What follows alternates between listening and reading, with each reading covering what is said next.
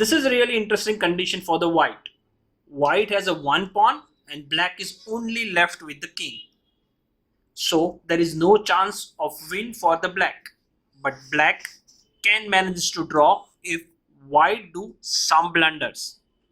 If white knows the opposition very well, then white will promote. Maybe white can promote to rook or queen. Let's see how. One more important thing you can note down, that in this type of position your pawn should be behind the king when the opposite king is just nearby your pawn. Unless and until your pawn don't have a clear path, you will not move your pawn ahead of your king. You can note down this. You cannot move your pawn in front of your own king unless and until there is no clear path. It's white to play, and white will simply move its king to the d3. This is called opposition, when both the king is odd square away from each other, or you can say one square away from each other. Both the king is staring at each other and will not allow anyone to enter any of the king into these three squares. So this is called opposition. But in this case, whoever enter into the opposition will have a clear advantage. By moving a white king to the d3, white is entering into the opposition. So white have a clear advantage. Black move its king to the d6. White king go to the d4.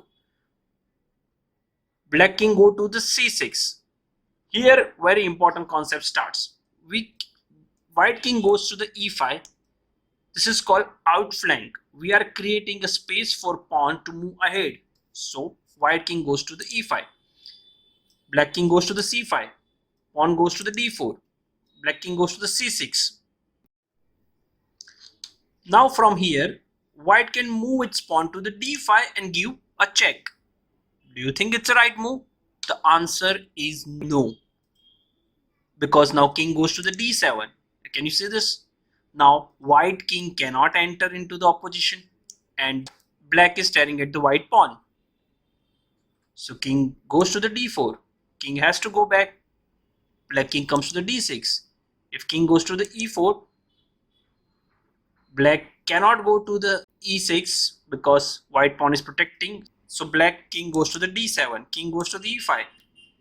Black king goes to the e7. See, now black is entering into the opposition. So there is no way.